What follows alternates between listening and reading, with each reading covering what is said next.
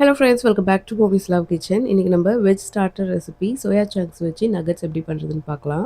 இதுக்கு முன்னாடி நம்ம ஃபஸ்ட்டு பெரி பெரி சீசனிங் எப்படி பண்ணுறதுன்னு பார்ப்போம். ஒரு மிக்ஸி ஜாரில் 1 டேபிள் ஸ்பூன் காஷ்மீரி மிளகாய்த்தூள், 1 டீஸ்பூன் சாதா மிளகாய்த்தூள், 1 teaspoon onion powder, 1 teaspoon garlic powder,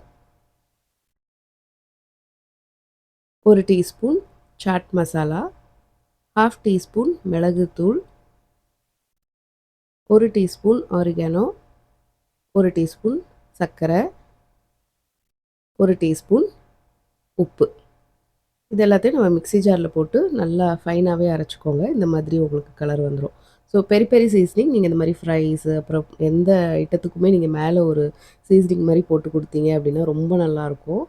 நீங்கள் கடையில் வாங்குறதுல கண்டிப்பாக ஏதாச்சும் ப்ரிசர்வேட்டிவ்ஸ் இருக்கும். பட் இது வந்து நீங்கள் ஒரு சின்ன சின்ன பேட்சாக நீங்கள் செஞ்சு வச்சுக்கிட்டீங்க அப்படின்னா உங்கள் கிட்ஸுக்கு எல்லாத்துலேயுமே நீங்கள் போட்டு கொடுக்கலாம் வித்தவுட் எனி கில்ட். இப்போ நெக்ஸ்ட்டு நம்ம மெயின் ரெசிபிக்கு போவோம். நம்ம சோயா சங்க்ஸை நல்ல சுடு தண்ணியில் ஒரு 10 மினிட்ஸ் ஊற வச்சுருந்தேன். அதை நல்லா பிழிஞ்சு எடுத்துட்டு ஒரு மிக்ஸி ஜாரில் போட்டு நல்லா கோர்ஸாக நீங்கள் அரைச்சிக்கோங்க. அடுத்து உருளைக்கிழங்கு ஒரு 2 உருளைக்கிழங்கு நல்லா வேக வச்சுருக்கேன். தோல் எடுத்துட்டு இதையுமே நல்லா நம்ம மேஷ் பண்ணிக்கலாம். ஸோ இந்த ரெசிபி வந்து நீங்கள் கிட்ஸோட ஸ்நாக் பாக்ஸ் இல்லை ஈவினிங் ஸ்நாக்கு இல்லை நீங்கள் ஒரு பார்ட்டிக்கு ஒரு ஸ்நாக் பண்ணுறீங்க. மெயினாக கிட்ஸுக்கெலாம் ரொம்ப பிடிச்ச மாதிரியாக இருக்கும்.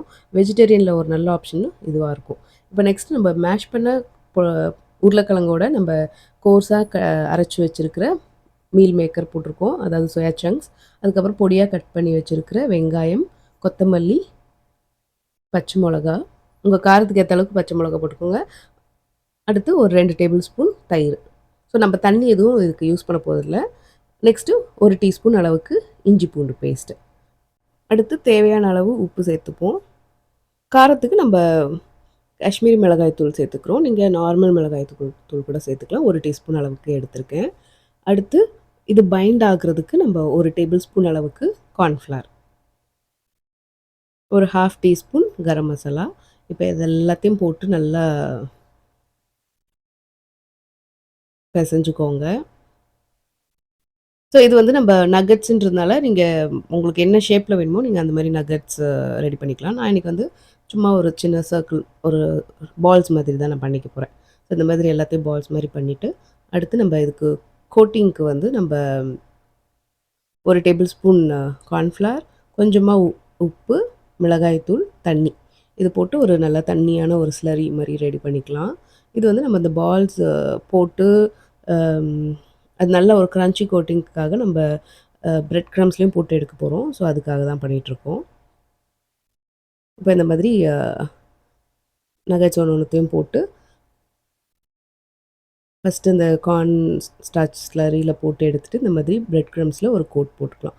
உங்களுக்கு இன்னும் கிறிஸ்பியாக வேணும்னா இந்த ஸ்டெப்பை நீங்கள் 2 வாட்டி போடலாம். திரும்ப அந்த கார்ன் ஸ்லரி போட்டுட்டு திரும்பி போட்டிங்கன்னா உங்களுக்கு மேலே இன்னும் கிறிஸ்பியான கோட்டிங்காக இருக்கும். கிட்ஸுக்குமே ரொம்ப பிடிச்ச மாதிரியாக இருக்கும். இப்போ இந்த மாதிரி எல்லா நகட்ஸுமே ரெடி பண்ணியாச்சு. இப்போ எண்ணெயை சூடு பண்ணி இது நல்லா கோல்டன் ஃப்ரை ஆகிற வரைக்கும் நம்ம ஃப்ரை பண்ணி எடுத்துக்கிறது தான். மீடியம் ஃப்ளேமோட கொஞ்சம் கம்மியாக வச்சு பண்ணிங்க அப்படின்னா உங்களுக்கு நல்லா ஈக்குவலண்ட்டாக ஃப்ரை ஆகி வரும். ஸோ நான் சொன்ன மாதிரி இது கண்டிப்பாக கிட்ஸுக்கு நீங்கள் லஞ்ச் பாக்ஸில், ஸ்நாக் பாக்ஸில் வைக்கலாம். இல்லை ஈவினிங் டைம் ஸ்நாக்கு கொடுக்கலாம். பெரியவங்களுக்குமே சாப்பிட்லாம். ஏதாச்சும் ஒரு பாட்லக்கு இல்லை பார்ட்டிக்கு நீங்கள் ஒரு ஸ்டார்ட்டர் வெஜ்ஜில் ஸ்டார்ட்டர் பண்ணுறீங்கன்னா இந்த ரெசிபி நீங்கள் கன்சிடர் பண்ணலாம். இப்போ இந்த நகட்ஸ் எல்லா பக்கமுமே நல்லா ஃப்ரை ஆகிடுச்சு. இதே மாதிரி நம்ம எல்லா பேட்சையும் ரெடி பண்ணிக்கலாம்.